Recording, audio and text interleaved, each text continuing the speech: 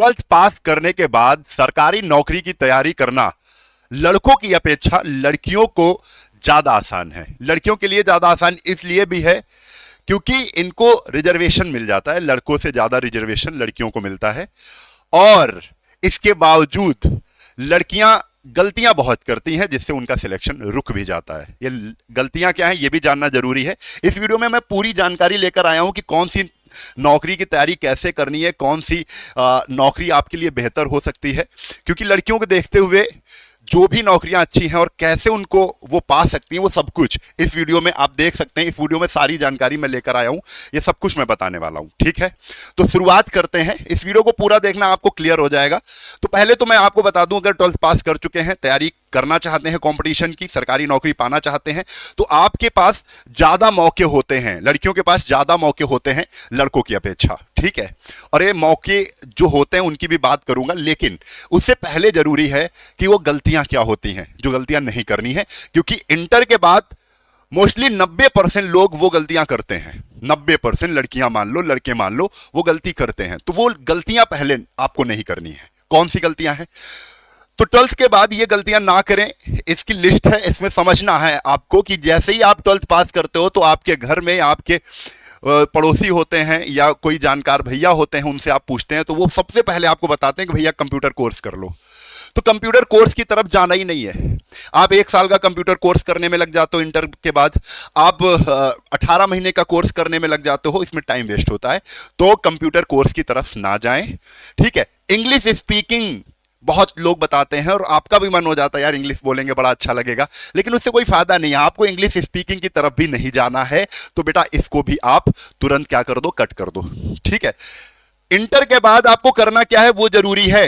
ठीक है, चलो, पूरा ध्यान ग्रेजुएशन कंप्लीट करने पर भी नहीं देना है कि आप सोच लियो कि यार जब तक ग्रेजुएशन कंप्लीट नहीं हो जाएगा तब तक हम तैयारी नहीं शुरू करेंगे, और जब ग्रेजुएशन कंप्लीट हो जाएगा तब तैयारी का सोचेंगे, इसमें टाइम वेस्ट हो जाता है। तो ग्रेजुएशन में पूरा ध्यान नहीं लगाना है। आप बीए कर लो, बीएससी कर लो, जिस पे ज्यादा पढ़ना ना पड़े, क्योंकि हमारा जो मुख्य फोकस है वो है सरकारी नौकरी। किसी भी क्षेत्र में मिल जाए वो बात की बात है। अभी मैं आपको ये गलतियां करने से रोक रहा हूं। तैयारी ग्रेजुएशन के बाद से करेंगे ऐसे लोग सोचते हैं, तो इसको भी बिल्कुल दिमाग जहन से निकाल दो कि तैयारी इंटर पास कर लिया है, तैयारी मुझे शुरू करनी है, कंपटीशन की करनी है। ठीक है, चलो अब देखो 12th के बाद क्या करना है ये भी बड़ा जरूरी है। क्या नहीं करना वो मैंने बता दिया। तो अब देखो ध्यान से आपको सुनना है, सभी लड़कियों को सुनना है। ये लड़कियों के लिए विशेषकर वीडियो है। कंप्यूटर कोर्स में CCC कर लें। अगर आपको कंप्यूटर कोर्स करना है तो उसमें आप CCC कर सकते हैं। CCC के लिए आपको साइट पे जाएंगे नीलेट की, उससे फॉर्म भर लेना और उसके बाद पेपर दे आना। एक छोटी सी कंप्यूटर की लूसेंट की किताब ले लेना, उससे पढ़ लेना, उसी से सारे सवाल फंस जाएंगे। तो CCC करना इसलिए अनिवार्य है क्योंकि बहुत सी ऐसे एग्जाम है जिसमें CCC मांग लेते हैं और कुछ भी नहीं मांगते। तो CCC आप कर लीजिए। ठीक है, दूसरी चीज क्या है, इंटर के बाद आप टाइपिंग में डेली 1 घंटा का समय दें। आपके पास कंप्यूटर या लैपटॉप होगा, उसमें 1 घंटे टाइपिंग करिए, और टाइपिंग आपको दोनों सीखनी है, हिंदी और इंग्लिश दोनों सीखनी है। ठीक है, और अगर आपके पास टाइम है तो आप बेटा कंप्यूटर कोर्स ना करें, आप स्टैनो पर काम कर सकते हैं, स्टैनो सीख सकते हैं आप। ठीक है, शॉर्ट हैंड जिसे बोलते हैं वो आप सीख सकते हो। ठीक है, और क्या कर सकते हो, अगर फोर्स वाली जॉब, कुछ लड़कियां फोर्स में जाना चाहती हैं, उनको वर्दी अच्छी लगती है। ठीक है, फोर्स में अगर आप जाना चाहते हैं तो सुबह फिजिकल एक्टिविटी पर ध्यान दें। आप 1 घंटे रनिंग कर लिया, हाई जंप कर लिया, ठीक है, लॉन्ग जंप कर लिया। ये करना आप अपनी दैनिक दिनचर्या में सुबह उठकर या शाम को रनिंग कर लें या सुबह रनिंग कर लें, ऐसा करें। ठीक है, अगला पॉइंट है ऑफलाइन कोचिंग बेटा जरूर ज्वाइन करें। इस पे फोकस करना है आपको। ऑफलाइन कोचिंग जरूर ज्वाइन करें। आप 6, 7, 8 महीने ऑफलाइन कोचिंग ज्वाइन जब करेंगी तो आपको कोचिंग का माहौल पता चलेगा, लड़कों से एग्जाम के बारे में पता चलेगा, उनसे ये पता चलेगा कौन सी नौकरियां आने वाली हैं, किसकी हम तैयारी कर रहे हैं, उनमें सिलेबस क्या है, ये सब कुछ माहौल बनेगा आपका। ठीक है, कंपटीशन का माहौल। दूसरी चीज है, जब भी आप ऑनलाइन कोर्स पर जाते हैं तो सबसे बड़ी गलती क्या करते हैं, आप देखते हैं कि एसएससी जीडी का कोई एग्जाम आया, आप एसएससी जीडी की तैयारी करने लगते हो, आप एसएससी जीडी का बैच ले लेते हो। पुलिस की नौकरियां आपको सामने दिखी तो आप पुलिस का बैच ले लेते हो। आपको एसएससी सीएचएसएल या एमटीएस या सीरियल की कोई भी वैकेंसी दिखती है, आप उसी का इंडिविजुअल बैच ले लेते हो, जो बड़ी गलती है, सबसे बड़ी गलती। आपने इंटर पास किया, सब कुछ करने को तैयार हो गए, नहीं, आपको इंटर पास करने के बाद ऑफलाइन कोचिंग ज्वाइन करनी है 7-8 महीनों के लिए, ठीक है। लेकिन उसी के पैरेलल उसी टाइम आप अगर ऑनलाइन बैच लेना चाहते हो, अगर ऑफलाइन कोचिंग में कुछ बातें नहीं समझ में आ रही, कुछ चीजें छूट रही हैं, तो आप ऑनलाइन कोर्स पर फाउंडेशन बैच लें। फाउंडेशन बैच का मतलब है आप क्या करें, आप उसमें इंग्लिश तैयार करें। फाउंडेशन में सब सब्जेक्ट वाइज तैयारी होती है, ठीक है। मैथ पूरी खत्म करनी है, इंग्लिश पूरी खत्म करनी है, जीके जीएस पूरा पढ़ना है, रीजनिंग पूरा पढ़ना है, हिंदी पूरा पढ़ना है। ऐसा फाउंडेशन बैच, इंडिविजुअल बैच नहीं करना है, हमें किसी एग्जाम का बैच नहीं लेना है, हमको 5 सब्जेक्ट तैयार करने के लिए फाउंडेशन बैच लेना है, जिससे 5 सब्जेक्ट जो कंपटीशन में आते हैं, जो हर एग्जाम में पूछे जाते हैं, वो हमारे तैयार हो सके। ये क्लियर हो गई। ये पूरी बात होने के बाद आप जैसे ही आगे बढ़ जाओ, अब 12th के बाद भाई कौन कौन से एग्जाम हमारे लिए हो सकते हैं, ये इंपॉर्टेंट है। तो आपको बता दूं, आप एसएससी की तैयारी कर सकते हो 12th पास करने के बाद, यूपी SSC की कर सकते हो, रेलवे की कर सकते हो, पुलिस की कर सकते हो, टीचर की कर सकते हो, यानी टीचर बन सकते हो। ये सारे एग्जाम आप दे सकते हो, ठीक है। अब क्या क्या है बेटा, बैंक की तैयारी अलग करनी पड़ेगी। आपको जो ऊपर दिख रहा है ना, SSC, UP SSC, railway, police, teacher, इनका सिलेबस लगभग सेम है, ठीक है। बैंक का सिलेबस थोड़ा सा अलग है, आता वही है, लेकिन बैंक में रीजनिंग को प्रायोरिटी ज्यादा दी जाती है, तो रीजनिंग में ज्यादा टफ क्वेश्चन बनते हैं, करंट के क्वेश्चन ज्यादा बनते हैं, इंग्लिश ज्यादा प्रायोरिटी देते हैं ये लोग। तो ऐसा ऊपर जितने भी एग्जाम दिख रहे हैं, पुलिस का exam, teacher, railway, UP SSC, इसमें लगभग सेम सिलेबस है और सेम ही पैटर्न में सवाल पूछे जाते हैं। तो हम लोग जो भी लड़कियां हैं, वो फोकस क्या करें कि SSC, UP SSC, railway, police और टीचर जैसी वैकेंसियों पर ध्यान दें। आपको बता दें, ये सारी वैकेंसी 12th पास में भी, आप कुछ वैकेंसी 12th पास में होंगी और कुछ वैकेंसी ग्रेजुएशन पास में होंगी। तो आप जो तैयारी करोगे वो ग्रेजुएशन वाली वैकेंसियों की तैयारी करोगे, जिससे 12th पास वाली जो भी नौकरी आएंगी वो आराम से हो जाएंगी, ठीक है। हमारा टारगेट जब बड़ा होगा तो छोटे टारगेट अपने आप पूरे होंगे। क्लियर है ना। चलो अब एसएससी की बात करते हैं। एसएससी होता है स्टाफ सिलेक्शन कमीशन। जिन बच्चियों को नहीं पता है, लड़कियों को नहीं पता है, उनको मैं एक एक चीज बता दूंगा जिससे पूरा स्पष्ट हो जाएगा करना क्या है ना। अब अगर बहुत सी बच्चियां नहीं जानती एसएससी क्या होता है, तो बेटा एसएससी जो होता है स्टाफ सिलेक्शन कमीशन होता है, जिसे हिंदी में कर्मचारी चयन आयोग कहते हैं। ये एक आयोग है जो एग्जाम कराता है। अब एग्जाम करा के नौकरियां ये नहीं देता है, ये नौकरियां अलग अलग विभागों में देता है, ठीक है। तो एसएससी का काम है एग्जाम करा के उस कैंडिडेट को सिलेक्ट करना जो अच्छा कैंडिडेट है, ठीक है, क्रीम है, उसको सिलेक्ट करके डिपार्टमेंट उसको ज्वाइन दे देता है। चलो देखो, एसएससी जो एग्जाम कराता है, ग्रेजुएशन में जो एग्जाम होता है वो सीजीएल होता है, टाइपिंग सब में जरूरी होती है, ठीक है। सीजीएल में डेस्क जॉब और फील्ड जॉब, ठीक है। सीजीएल से आपको डेस्क जॉब में असिस्टेंट, जैसे एसओ हो गया, ऑडिटर हो गया, अकाउंटेंट हो गया, क्लर्क हो गया, ऐसी पोस्ट मिल जाती है, ठीक है। फील्ड जॉब में इनकम टैक्स इंस्पेक्टर हो गया, जीएसटी इंस्पेक्टर हो गया, एक्साइज इंस्पेक्टर हो गया, सीबीआई, नारकोटिक्स एग्जामिनर, ऐसे आपको पोस्ट मिल जाती है सीजीएल के थ्रू, ठीक है। तो आप सीजीएल की तैयारी कर सकते हो। एलिजिबिलिटी ग्रेजुएशन पास होना चाहिए। तो 12th के बाद आप क्या करोगे भाई, तैयारी आपको यही की करनी है, सीजीएल की ही करनी है। तैयारी आपको माइंड में क्या रखना है, सीजीएल की तैयारी करनी है, एसएससी की तैयारी करनी है तो सीजीएल की करनी है। उसके बाद कौन कह रहा है कि इनका एग्जाम नहीं दोगे आप, तैयारी आप अपर करोगे, एग्जाम ये दोनों भी दोगे, ठीक है। 12th पास हैं अगर आप, तो आप सीएचएसएल का फॉर्म भर सकते हो। 10th पास हैं आप तो एमटीएस का फॉर्म भर सकते हो। सीएचएसएल में एलडीसी, जेएसए, पीए, एसए, डीईओ, ये पोस्ट आपको मिल जाएंगी। और 10th पास एमटीएस में आपको हवलदार और एमटीएस मल्टीटास्किंग स्टाफ होता है, जिसमें फाइलों का रख रखाव, पानी लाना, ठीक है, ऑफिस को संभालना, ऐसे काम होते हैं। जैसे डाक लाना, ले जाना, कोई फाइल किसी के पास पहुंचाना है, दूसरे डिपार्टमेंट में ले जाना है, ऐसे काम होते हैं एमटीएस में, ठीक है। तो ये 3 एग्जाम, सीजीएल, सीएचएसएल, एमटीएस, ठीक, आप दे सकते हो। आप तैयारी करोगे सीजीएल की और आप देखोगे कि सीएचएसएल से आसान सीजीएल है, क्योंकि यहां पे ज्यादा लोग होते हैं। तो तैयारी आप थोड़ा सा मेरे हिसाब से शुरू करें, ठीक है। एसएससी की अगर तैयारी कर रहे हैं तो ये थोड़ा हमने बता दिया। हाँ, एसएससी में आपसे मैथ सब्जेक्ट की बात करें, इंग्लिश, जीके, जीएस और रीजनिंग, ये 4 सब्जेक्ट आते हैं, ठीक है। अब एसएससी में ही कुछ एग्जाम जैसे ये फोर्स के हैं, एसएससी जीडी। एसएससी जीडी से हम कांस्टेबल बनते हैं। क्या बनते हैं? कांस्टेबल बनते हैं। इसके लिए फिजिकल जरूरी है, ठीक है, रनिंग मांगते हैं। अब ये एसएससी जीडी जो है वो 10th पास अगर है तो आप फॉर्म भर सकते हैं।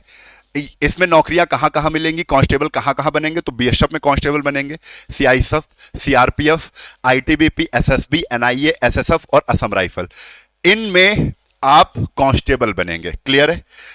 अगर आपको एसआई बनना है तो एसएससी के थ्रू आप एसआई बन सकते हो। एग्जाम देना होगा एसएससी सीपीओ का।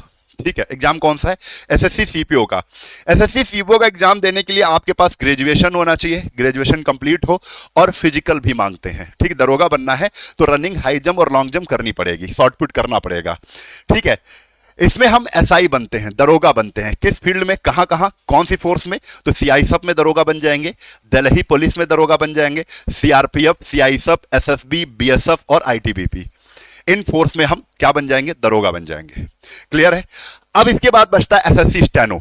अभी हमने बताया था कि आप इंटर के बाद आप स्टेनो या टाइपिंग करना शुरू करो, तो एक एग्जाम आपके लिए यह भी हो सकता है, एसएससी स्टेनो का। ठीक है, जिसमें आप 12th पास करते हो तो आप पेपर दे सकते हो। टाइपिंग आनी चाहिए, शॉर्ट हैंड आना चाहिए, स्टेनो आना चाहिए। ठीक है, ऑल सेंट्रल डिपार्टमेंट, ठीक है, सभी केंद्र के जो भी डिपार्टमेंट हैं, विभाग हैं, उनमें आप स्टेनोग्राफर की नौकरी पा सकते हैं। बढ़िया नौकरी है। ठीक है, स्टेनो बोला जाता है, तो स्टेनोग्राफर। तो एसएससी के थ्रू आपने देखा कितने एग्जाम हैं, यहां आपको मौके मिल सकते हैं। तो इन मौकों को पाने के लिए आपको अच्छी मैथ, अच्छी इंग्लिश, अच्छी जीके जीएस, अच्छा रीजनिंग आना चाहिए। उसके लिए प्रॉपर 1 साल तैयारी करना पड़ेगा। कैसे करना वो सब कुछ बताऊंगा। ये वीडियो अगर आपने पूरा देख लिया तो आपको एक अच्छी खासी काउंसलिंग मिल जाएगी। क्या करना है आगे वो सब कुछ बता दूंगा मैं, परेशान नहीं होना आप लोग। ठीक है, एसएससी जीडी हो गया। अब कुछ लोग UP triple SC, UP triple SC क्या है? ये बेटा उत्तर प्रदेश का आयोग है। ठीक है, Uttar Pradesh service selection subordinate selection commission. ठीक है, तो ये यूपी ट्रिपल एससी क्या करता है? यूपी ट्रिपल एससी भी नौकरियां निकालता है। ये उत्तर प्रदेश की नौकरियां होती हैं। ठीक है, आपकी नौकरी उत्तर प्रदेश, पूरे उत्तर प्रदेश में कहीं भी लग सकती है। उत्तर प्रदेश के जो डिपार्टमेंट होते हैं, विभाग होते हैं, उसमें ये लोग नौकरी देते हैं। तो यूपी ट्रिपल एससी के लिए आपको पेट पास, ये लोग पेट की परीक्षा कराते हैं। ये प्रारंभिक परीक्षा होती है। अगर आपको यूपी ट्रिपल एससी के थ्रू लेखपाल बनना है, या वीडियो बनना है, या जूनियर असिस्टेंट बनना है, या फॉरेस्ट गार्ड बनना है, एक्साइज कांस्टेबल बनना है, मंडी इंस्पेक्टर बनना है, राजस्व निरीक्षक बनना है, हेल्थ वर्कर एंड एएनएम बनना है, या ऑडिटर या असिस्टेंट अकाउंटेंट कुछ भी बनना है यूपी के, उत्तर प्रदेश के विभागों में, तो आपको सबसे पहले यूपी ट्रिपल एससी के जो भी एग्जाम होंगे उसके लिए पेट पास करना होगा, जिसकी वैलिडिटी 3 साल होगी। ये पेट करा लेते हैं, हर साल पेट का एग्जाम होता है। हर साल पेट के एग्जाम में आपको बैठना है और अच्छा परसेंटाइल लाना है। ठीक है, अच्छे परसेंटाइल लाने का मतलब है कि आप हर एग्जाम दे सकोगे। अगर आपका परसेंटाइल कम होगा तो अगर कोई वैकेंसी कम आएगी, जैसे लेखपाल की वैकेंसी केवल 500 आई, तो आप उनमें मौका नहीं पा सकते, उसका पेपर नहीं दे सकते हो, उसके लिए आप एलिजिबल नहीं होगे। तो परसेंटाइल आपको हाई रखना है। ठीक है, किसमें?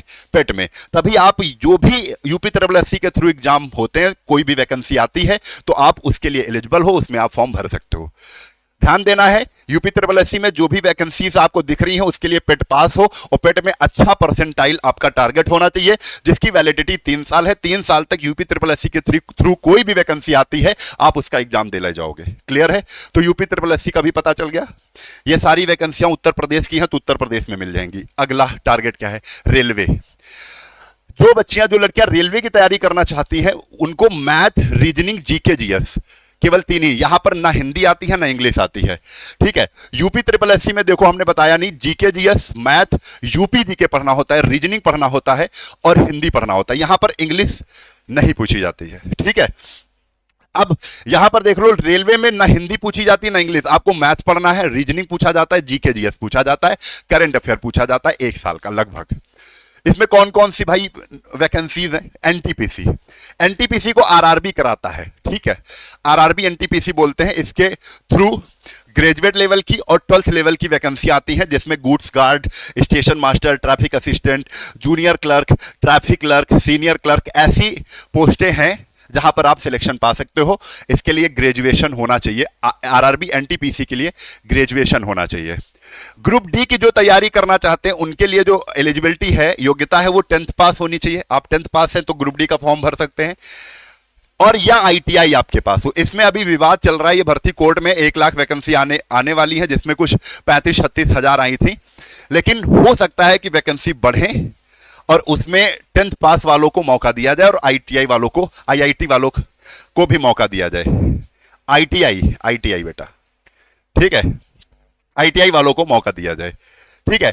अब इसमें कौन कौन सी पोस्टें आती हैं? ट्रैक मेंटेनेंस मेंटेनर होते हैं, गेट्समैन होते हैं, पॉइंट्समैन होते हैं, पोर्टर होते हैं, हॉस्पिटल अटेंडेंट होते हैं। ये सारी पोस्ट हैं जो ग्रुप डी के थ्रू आपको मिल सकती हैं। ठीक है, तो 10th पास या आईटीआई। ठीक है, अब आ जाओ यहां पर आरआरबी एलपी। आरआरबी एलपी या टेक्नीशियन या जेई, इसको भी आरआरबी कराता है, ग्रुप डी को आरआरसी कराता है। ठीक है, अब ये जो एग्जाम है इसमें आपको क्या होना चाहिए? या तो आईटीआई होना चाहिए या तो डिप्लोमा होना चाहिए, तो आप ये दे सकते हो। अब इसमें क्या है? अच्छा, एक नौकरी और है, आरपीएफ। रेलवे की आरपीएफ है जो फोर्स से रिलेटेड है। इसमें constable, RPF railway protection force होता है, इसमें कांस्टेबल आप बन सकते हो। और आरपीएफ के द्वारा एसआई की भी पोस्ट आती है जिससे दरोगा आप बन सकते हो। कांस्टेबल के लिए आप 10वीं पास है तो फॉर्म भर सकते हैं, और एसआई के लिए आपको ग्रेजुएशन पास होना चाहिए। क्लियर है? तो ये रेलवे की वैकेंसीज है जहां पर आप देख सकते हो और तैयारी कर सकते हो। और सिलेबस का आप देख रहे हो, सिलेबस लगभग सबका सेम है। टीचर, अब टीचर के लिए जो बच्चे तैयारी कर रहे हैं तो उनके लिए ग्रेजुएट आप हो। ठीक है, सबसे पहले तो आपका, अगर आपका सपना है टीचर बनने का तो आप ग्रेजुएट हो, ग्रेजुएशन कंप्लीट कर लिए हो, और बीएड और डीएलएड, या तो बीएड हो या तो डीएलएड हो, कुछ हो तो आप टीचर की तरफ देख सकते हैं। 1 से 5 है तो आप पीआरटी प्राइमरी में ट्राई कर सकते हैं। 6 से 10 टीजीटी का पेपर देना पड़ेगा। 11 से 12 पीजीटी का पेपर देना पड़ेगा। टीजीटी ट्रेंड ग्रेजुएट टीचर होते हैं, पीजीटी पोस्ट ग्रेजुएट टीचर होते हैं, पीआरटी प्राइमरी टीचर होते हैं। ठीक है, अब ये जो तीनों वैकेंसी हैं ये आपको केवीएस में भी देखने को मिलेंगी। ठीक है, पीआरटी में केवीएस की दिखेंगी, एनवीएस की दिखेंगी, DSSB की दिखेंगी। ठीक है, टीजीटी में भी केवीएस सबकी दिखेंगी। और राज्य स्तर की भर्तियां अलग होती हैं। सबके लिए सीटेट क्वालिफाई होना जरूरी है। अगर आपको टीचर की भर्ती देखनी है तो आपको सीटेट क्वालिफाई होना जरूरी है। अगर आपको राज्य की कोई भी भर्ती देखनी है टीचर की तो आपको उसी राज्य का टेट पास करना जरूरी है, जैसे यूपी टेट, बिहार टेट, अगर आप राज्य वाली भर्तियां देख रहे हो टीचर की। तो ये मोटा मोटा आप समझ गए होंगे कि अगर आपका टीचर की तरफ मन है तो सबसे पहले आपको ग्रेजुएशन करना होगा, और बीएड के साथ आपको बीएड कर लो या डीएलएड कर लो। डीएलएड जिसे हम बीटीसी बोलते हैं। ठीक है, बीटीसी कर लो। बीएड या बीटीसी है तो आप टीचर की तरफ देख सकते हो। वो भर्तियां हम पूरा डिटेल में, इनका अलग अलग वीडियो बन सकता है, यहां पर पॉसिबल अभी कुछ नहीं है। पुलिस, आपका मन पुलिस की वर्दी पाने का भी हो सकता है, तो पुलिस में भी हम आपको बता दें 2 तरह की पोस्ट आपको देखने को मिलती है। एक एसआई की जिसे दरोगा बोलते हैं, सब इंस्पेक्टर बोलते हैं, एक कांस्टेबल जिसे सिपाही बोलते हैं। अगर आपको दरोगा बनना है तो ग्रेजुएशन होना चाहिए, और ग्रेजुएशन के साथ आपको फिजिकल अच्छा होना चाहिए, रनिंग, ऊंची कूद, लंबी कूद, ये सब आना चाहिए। ठीक, कांस्टेबल के लिए भी फिजिकल जरूरी है, लेकिन कांस्टेबल के लिए 12th पास जरूरी है। ठीक है, अब जो एसआई आते हैं वो सभी राज्यों में आते हैं, कांस्टेबल भी सभी राज्यों की भर्तियां होती हैं, जैसे UP Uttar Pradesh police constable, constable, Bihar police constable. ठीक है, अब यहां पर सभी राज्यों में एसआई की भी वैकेंसी आती है, यूपी एसआई, उत्तर प्रदेश दरोगा, बिहार दरोगा, एमपी एसआई, राजस्थान एसआई।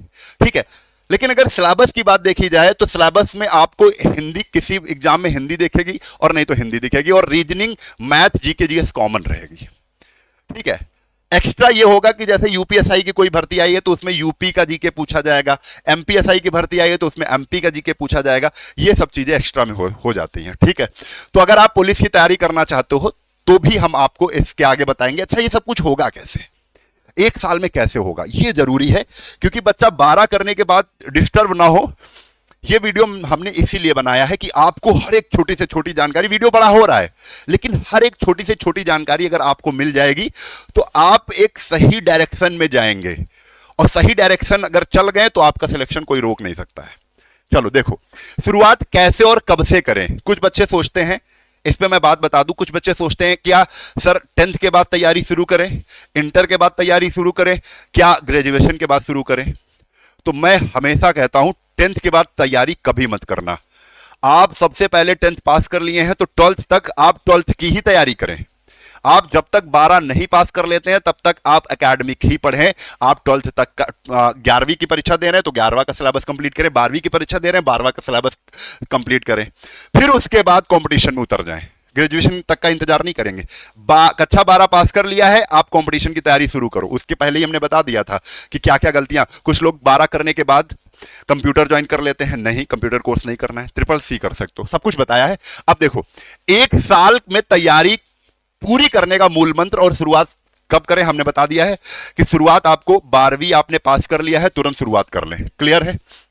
चलो अच्छा, अब देखो ये पॉइंट है, ये बड़े इंपॉर्टेंट है, इनको आप लिख लेना कहीं पर। बहुत इंपॉर्टेंट ये मूल मंत्र है कि एक साल में अगर तैयारी आपको करना है तो ये सारे मूल मंत्र हैं। सबसे पहले सही परीक्षा चुन ले। अब सही परीक्षा, जैसे आपका बैंक वाला सेक्शन अलग हो गया, उसमें अलग ही सिलेबस चलता है। तो सही क्या है, हम पुलिस की भी तैयारी कर लेंगे, पुलिस के साथ एसएससी जीडी देख लेंगे, एसएससी जीडी के साथ एसएससी सीपीओ देख लेंगे। जो लड़कियां फोर्स की तरफ जाना चाहती हैं वो फोर्स वाली सारी नौकरियां अपने दिमाग में रखें। ठीक है, उसमें फायदा क्या, फिजिकल का फायदा मिल जाता है, क्योंकि बहुत सी लड़कियां होती हैं उनका इतना अच्छा फिजिकल नहीं होता है, और जिनका फिजिकल नहीं है वो एसएससी की तरफ आ जाएं। एसएससी में बहुत सी नौकरियां होती हैं जिसमें टाइपिंग होती है, तो टाइपिंग पे ध्यान दें। ठीक है, चलो तो सबसे पहले सही परीक्षाएं चुन ले कि कौन कौन सी परीक्षाओं पे हमको नजर बना के रखनी है। फिर उसके बाद जरूरी योग्यताएं चुने, मतलब उसके लिए हम एलिजिबल हैं कि नहीं, हम किस पोजीशन पे हैं। अगर हम सीएचएसएल की तैयारी कर रहे हैं तो हमारी योग्यता टाइपिंग की है, टाइपिंग आती है और इंटर पास हूं, हाँ तो ठीक है, तैयारी सीएचएसएल की करेंगे। सीजीएल की करना है जिसको, ग्रेजुएशन होने के बाद करेंगे। ग्रेजुएशन कंप्लीट है, उसके बाद टाइपिंग आती है तो सीजीएल की तैयारी करेंगे। फिजिकल हमारा अच्छा है तो सीपीओ की तैयारी कर सकते हैं ग्रेजुएशन के बाद, और एसएससी जीडी की तैयारी कर सकते हैं 12th के बाद। पुलिस में कांस्टेबल की तैयारी कर सकते हैं 12th के बाद, अगर फिजिकल तैयार है। सब कुछ अब आपको समझ में आ जाएगा, देखना है अपने हिसाब से। ये सब चीजें जरूरी हैं कि पहले परीक्षाएं चुन ले अपने लिए कि कौन कौन सी परीक्षाएं हमारे लिए सही हो सकती हैं। ठीक है, दूसरी चीज क्या है, सब्जेक्ट वाइज पढ़ना शुरू करें। बेटा बहुत जरूरी है, जब भी आप 12th के बाद शुरुआत करें तो किसी एग्जाम को टारगेट नहीं करना है, हमें टारगेट करना है 5 सब्जेक्ट को। पहले हिंदी पढ़ना है, पूरा हिंदी कंप्लीट, इंग्लिश पढ़ना है, पूरा इंग्लिश, मैथ पूरा खत्म कर लेना है, रीजनिंग पूरा खत्म कर लेना, जीके जीएस पूरा खत्म कर लेना है। जब पूरा खत्म हो जाए अब हम एग्जाम की तरफ बढ़ेंगे। अब जो भी एग्जाम आएगा वो 3 से 4 महीने का समय देगा फॉर्म भरने के बाद, उसमें हम फोड़ के रख देंगे, उसमें हम उसी के मॉक टेस्ट लगाएंगे, उसमें हम उसी की तैयारी करेंगे इंडिविजुअल कि ये कैसा पेपर पिछला पूछता है, उसी तरीके से हम तैयारी करेंगे। क्लियर है? अब तीसरा पॉइंट जो है, ऑनलाइन फाउंडेशन बैच से ही पढ़ें। अगर आपको ऑनलाइन पढ़ना है तो कोई इंडिविजुअल बैच नहीं लेना है, मैं पहले बता चुका हूं आपको। फाउंडेशन आपको सब्जेक्ट वाइज पढ़ना है। फाउंडेशन बैच जो होते हैं वो आपको सब्जेक्ट सिखाते हैं, मैथ पूरा पढ़ना है, जीके जीएस पूरा पढ़ना है, हिंदी पूरा पढ़ना है, तो फाउंडेशन बैच ये इसलिए सहारा भी हो जाते हैं क्योंकि जब हम इंटर पास करते हैं तो ऑफलाइन कोचिंग जब ज्वाइन करते हैं तो बहुत से ऐसे बच्चे होते हैं जो पूछ नहीं पाते, अपनी क्वेरी टीचर तक पहुंचा नहीं पाते हैं, तो वो ऑनलाइन बैच से भी पढ़ सकते हैं। लेकिन जरूरी है ऑफलाइन भी। देखो पहले 6 माह के लिए ऑफलाइन कोचिंग ज्वाइन करें जरूर। क्यों? क्योंकि माहौल बनता है, आपके फ्रेंड सर्किल जो है वही कंपटीशन वाले बनते हैं, बताया करते हैं कि वो फलानी नौकरी आने वाली है, इतनी वैकेंसी आने वाली है एसएससी में, इतनी वैकेंसी पुलिस में आने वाली है। मोटिवेशन मिलता है। अगर आपसे पहले कोई आपका साथी आंसर दे रहा है ना तो मन करेगा जाके आज घर में पढ़ेंगे, ये सब मोटिवेशन मिलता है। तो आप अगर 12 पास किए हैं, अगर आप तैयारी करने का सोच रहे हैं तो डायरेक्ट जाके ऑनलाइन मत बैठ जाना, उससे आप डिसिप्लिन मेंटेन नहीं कर पाओगे। आप कितने घंटे पढ़ रहे हो वो मेंटेन नहीं हो पाएगा, आपके अंदर मोटिवेशन बिल्कुल आ ही नहीं सकता है। तो आपको करना क्या है, आप जहां जिस भी जगह पे हो वहां पे आप ऑफलाइन कोचिंग जरूर ज्वाइन करो, जिससे आपका माहौल बनेगा, पढ़ने का मन लगेगा, ये क्लियर हो जाएगा। 5वां जो पॉइंट है वो किताबों से जरूर पढ़ें। बहुत से बच्चे गलतियां कर लेते हैं कि एसएससी की तैयारी या पुलिस की तैयारी की ना तो पुलिस का बैच ले लिया, उनसे ही पढ़ रहे हैं, कभी पास नहीं हो सकते हो।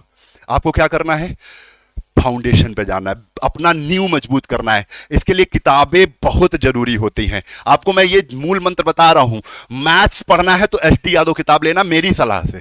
आप कोई भी किताब लो, किताबों से पढ़ो, लेकिन जो मेरी प्रायोरिटी है बेसिक बच्चे के लिए जिसको कुछ नहीं आता है, उसके लिए ये किताबें रामबाण साबित हो सकती हैं। रीजनिंग की आपको पढ़ना है, रीजनिंग सब्जेक्ट आप अरिहंत का आरके झा का बुक आता है वो आप ले सकते हो। जीके जीएस नीली वाली लूसेंट सबको पता है, लूसेंट से तैयार करो। इंग्लिश नीतू मैम की आप किताब लेते हो, आप लूसेंट की भी इंग्लिश की किताब ले सकते हो। नीतू मैम की हिंदी पब्लिकेशन वाली या इंग्लिश मीडियम है तो आप इंग्लिश वाली ले सकते हो किताब, दोनों मीडियम में आती हैं।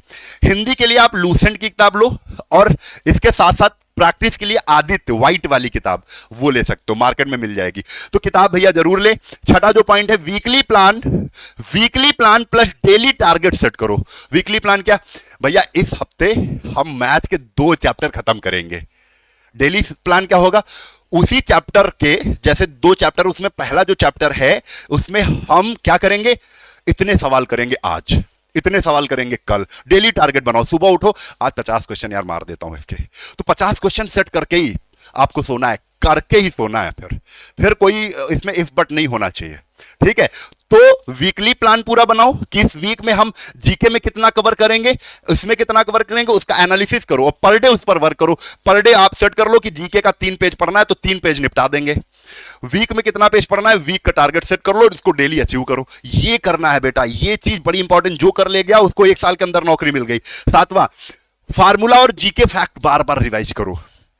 आपको मैथ में क्या करना है, कुछ ऐसे चैप्टर्स होते हैं जिसमें फार्मूला आपको अगर आता है तो वो क्वेश्चन बन जाएगा, तो फार्मूला रिवाइज करो। जैसे मेंसुरेशन में एरिया हो गया, एरिया के सारे फार्मूले, वॉल्यूम हो गया, वॉल्यूम के सारे फार्मूले आपको रटे हैं, ठीक है। कुछ बेसिक फार्मूले होते हैं वो सारे रटे हैं, अलजेब्रा के फार्मूले होते हैं वो रटे हैं, पहाड़े हो गए वो रटे, स्क्वायर हो गए, रूट हो गए, सब कुछ रटा है। इतना रटने वाली चीज रटते रहो, ठीक है, तो मजा आएगी, ठीक है। रिवाइज करो। अच्छा, सबसे इन सब में जो सबसे ज्यादा जरूरी है ना, वो है आपका 8वां मूल मंत्र। 8वां मूल मंत्र क्या है, सेल्फ स्टडी।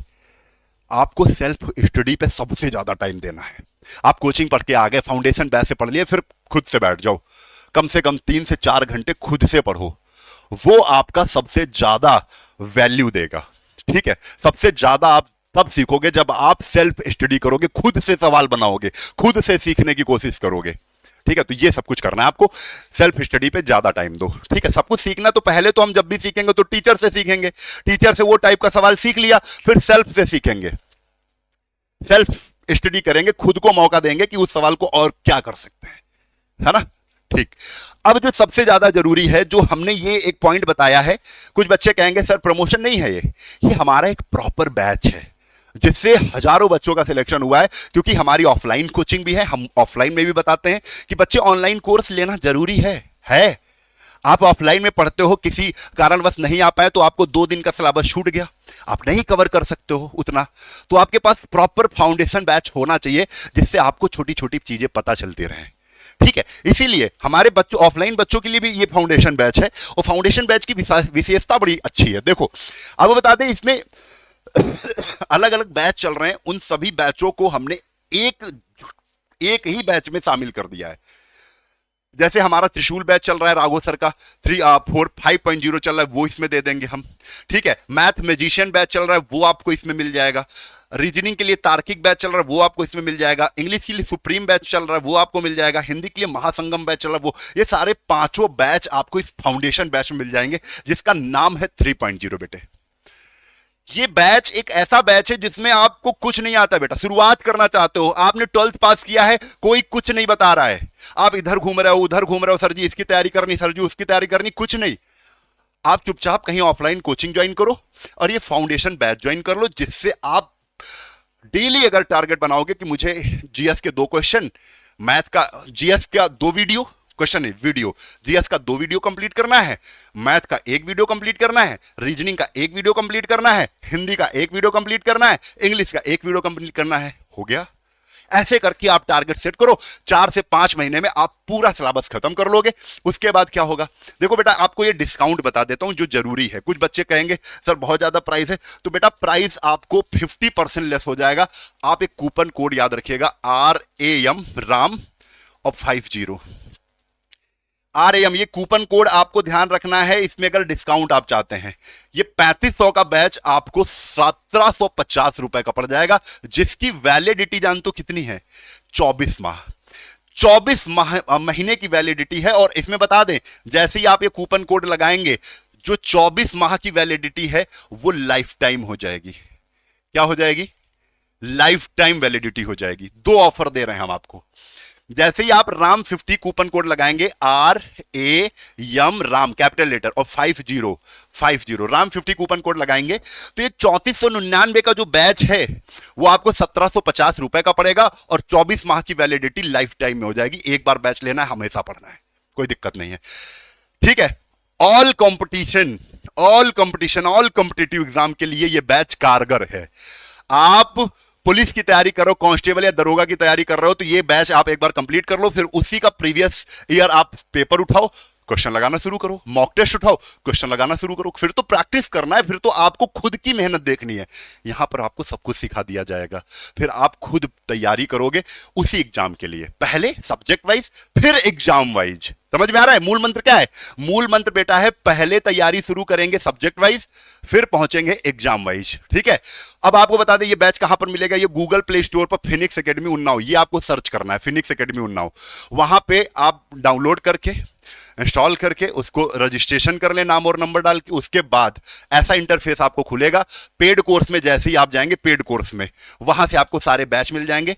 और फाउंडेशन बैच पे ज्यादा फोकस करना है आपको। ठीक है, ये हमारा नंबर है। कोई भी दिक्कत आ रही फाउंडेशन बारे में और जानकारी लेनी है, कौन क्या पढ़ा रहा है, कितने का बैच है, तो आप इस नंबर पे कॉल कर लेंगे। ठीक है बेटा, वीडियो ना बहुत मेहनत से बनी है। हर एक नौकरी के बारे में बताने की कोशिश की है हमने कि कैसे आपको तैयारी करनी है, कैसे नहीं करनी है, क्या गलतियां हैं, क्या गलतियां नहीं करनी है। एक प्रॉपर वे आपको मैंने समझा दिया। ये वीडियो आपको शेयर करना है दोस्तों में कि भैया ऐसे तैयारी करो, अंबुज सर ने बताया है, तो ऐसे अगर तैयारी करेंगे तो टाइम बहुत बच जाएगा आपका। ठीक है, इंटर से ग्रेजुएशन में 3 साल का समय होता है। 3 साल में आप प्रॉपर अगर तैयारी करते हो तो ग्रेजुएशन के बाद जो भी वैकेंसियां, जिनका सपना है, तुम्हें सीजीएल हो गया, दरोगा हो गया, वो पहले ही बार में निकलेगा। और क्या पता है, ग्रेजुएशन इंटर के बाद से बहुत से ऐसे एग्जाम है जो 1 साल में ही निकलना शुरू हो जाएंगे। सीएचएसएल हो गया, एसएससी जीडी हो गया, यूपी पुलिस कांस्टेबल हो गया, ये इंटर के बाद 1 साल के बाद से निकलना शुरू हो जाएंगे। ठीक है, तो बड़ा उद्देश्य है, तो मेहनत बड़ी करनी है। वीडियो शेयर करते रहिए, हम आपके लिए ऐसे ही वीडियो बनाते रहेंगे। तब तक के लिए जय हिंद, जय भारत, वंदे मातरम, इंकलाब जिंदाबाद, भारत माता की जय।